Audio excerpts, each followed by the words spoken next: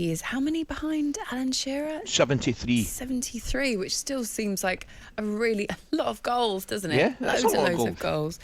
You kind of think he's going to do it, don't you? Do you think he will? Dear me. Do you know something? I think he might.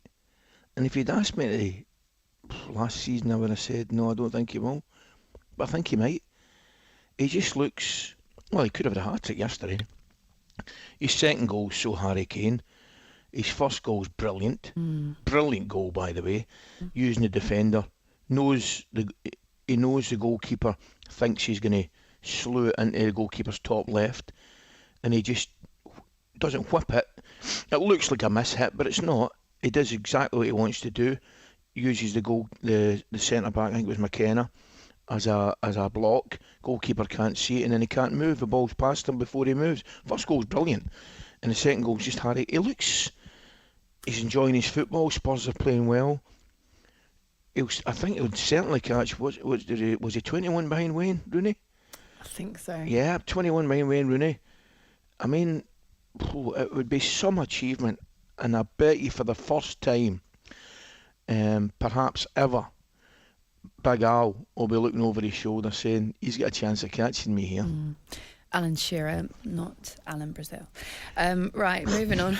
Can I just also, while we're on the topic of Spurs, you know what social media is like and the kind of things that they whip up, and it did make me laugh that Heung-min Son, there were lots of memes of Heung-min Son crying because Richarlison came off the bench to assist Harry Kane. He's putting a lot of pressure on Son, isn't he? And that's what they want at Spurs. They want this competition for places. Yeah.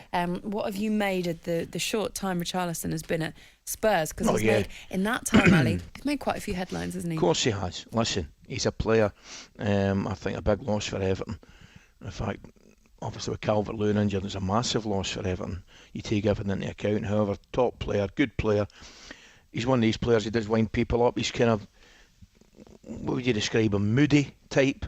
You know, he doesn't exactly play the game with a smile on his face. Can wind up opposition fans, which I get. Don't mind that at all. But I think he's certainly making his mark at Tottenham and at Spurs.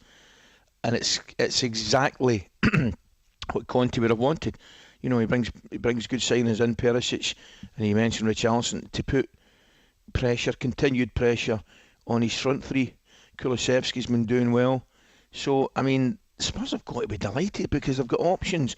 And when they do change it, they don't necessarily weaken it now. He did keepy uppies on the pitch, Ali. I couldn't believe it, and then got absolutely wiped out. Yes. It is funny though, isn't it? Like, yes. If that was my player, I'd be like, yes. Of course you would. Of course you would. And if you're every other supporter in the planet, you want to see him put into the stand. That's the way it goes. I don't mind that at all. No. He was showboating. And he probably knew it was coming his way. And if the Spurs players and supporters were getting honest about it, they probably expected what was coming as well. This is what Cara said.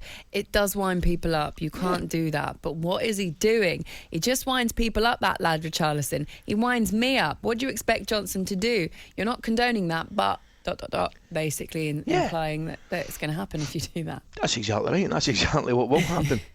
But I mean, if you're Spurs and you're Spurs fans, you're loving it, aren't you? Of course, you've got somebody showboating, Spurs sitting up near the top of the league. Great stuff, but you have to accept the consequences. You do. Brennan Johnson as well, making himself somewhat of a hero to every other fan out there that isn't a Spurs fan. Yes. Yeah. What do we think in terms of the way that Spurs are going at the moment? Because they sit third in the table. Are they, Ali, realistically, are they title contenders? Are Arsenal and Spurs title contenders for you? Well, at this early stage, it'd be crazy, it'd be madness to say no. However, the smart money would still be on Manchester City.